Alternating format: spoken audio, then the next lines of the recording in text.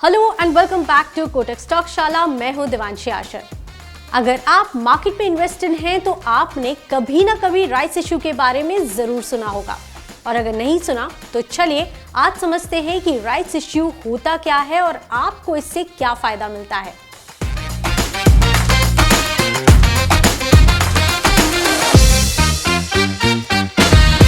Rights issue का मतलब है जब एक कंपनी अपने एग्जिस्टिंग शेयर होल्डर्स को एडिशनल शेयर्स डिस्काउंटेड प्राइस पर खरीदने का ऑप्शन देती है।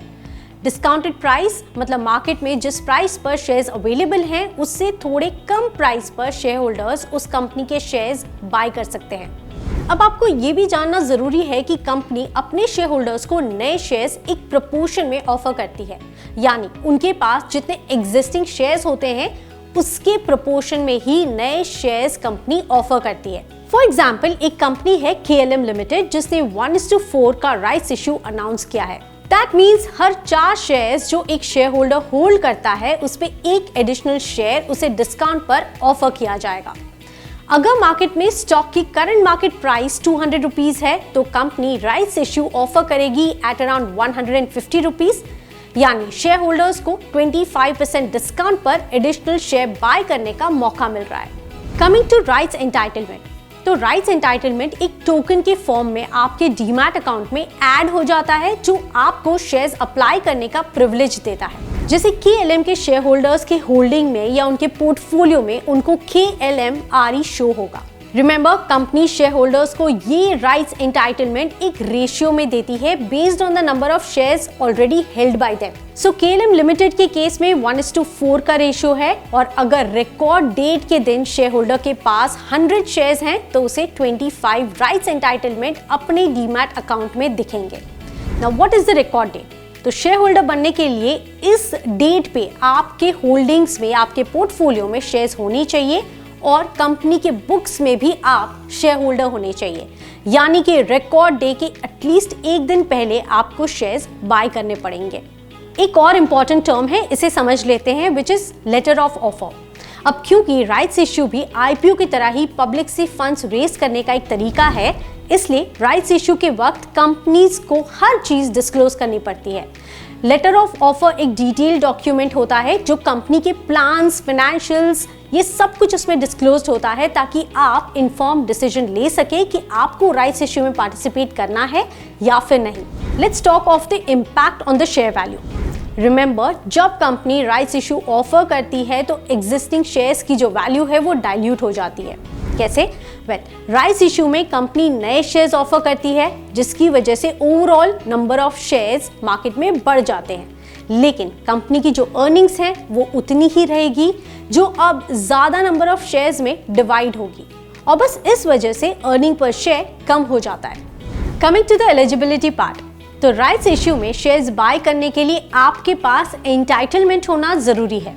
ये एंटाइटलमेंट आपको तब मिलता है जब उस कंपनी के शेयर होल्डर होते हो, और अगर आप शेयर होल्डर नहीं है तब भी ये एंटाइटलमेंट्स आप किसी और शेयर होल्डर्स से बाय कर सकते हैं जो अपने राइट्स को एक्सरसाइज नहीं करना चाहता। Now let's understand how can you sell the rights entitlement.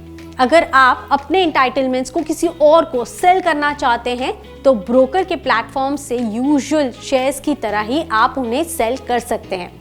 Remember, rights entitlement सिर्फ एक स्पेसिफिक पीरियड के लिए ही ट्रेड होते हैं जो कंपनी अनाउंस करती है, और इस स्पेसिफिक पीरियड के बाद, यानी उसकी जो एक्सपायरी डेट होती है, उसके बाद एंटाइटलमेंट लैप्स हो जाता है और फिर आप उन्हें ना सेल कर पाते हो और ना उन्हें एक्सरसाइज कर पाते हैं। So then what if you don't exercise और सेल योर राइट्स? अगर आप अपने राइट्स इशू को एक्सरसाइज नहीं करते या फिर एंटाइटलमेंट को सेल भी नहीं करते तो कोई इशू नहीं है, बस वो जो प्रिविलेज या बेनिफिट आपको कंपनी ने दिया है वो लैप्स हो जाएगा। सो इट्स बेटर कि आप इसका फायदा उठाएं। Where to find this announcement?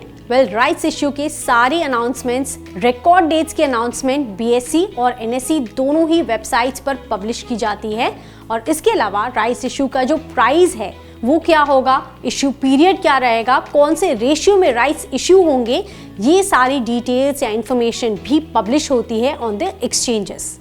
अब राइट्स इशू के बारे में तो हमने सब समझ लिया, पर सवाल ये है कि कंपनी राइट्स इशू करती क्यों है।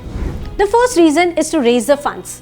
जब किसी कंपनी को एडिशनल फंड्स रेज करने होते हैं किसी भी रीजन से, तो राइट्स इश्यू एक आसान तरीका होता है टू रेज द फंड्स। कई कंपनीज डेट नहीं लेना चाहती तो अपने एग्जिस्टिंग शेयर होल्डर्स से ही इक्विटी रेज कर पाती है। The second reason is to reward the share holders. कई कंपनीज अपने लॉयल शेयर होल्डर्स को रिवॉर्ड करने के लिए ये अपॉर्चुनिटी देती है to buy additional stake in the company at a lower price. Another reason is signalling growth. Rights issue से कंपनी मार्केट को ये सिग्नल दे सकती है कि उसकी काफी एम्बिशियस ग्रोथ प्लान्स हैं जिन्हें पूरा करने के लिए उसे एडिशनल कैपिटल की रिक्वायरमेंट है। So it's considered as a bullish sign. How do you apply for the rights issue? तो आप राइट्स इश्यू में अप्लाई करने के लिए आस्बा फैसिलिटी को यूज कर सकते हैं।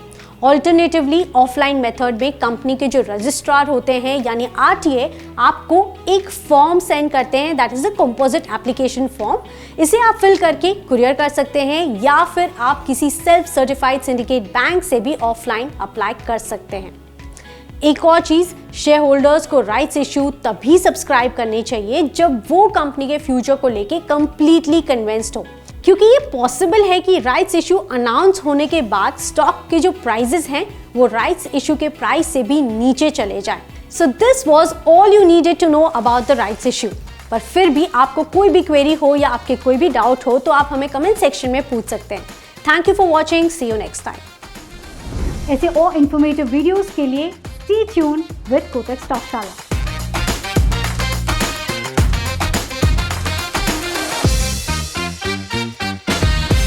Investments in securities market are subject to market risks. Read all the related documents carefully before investing.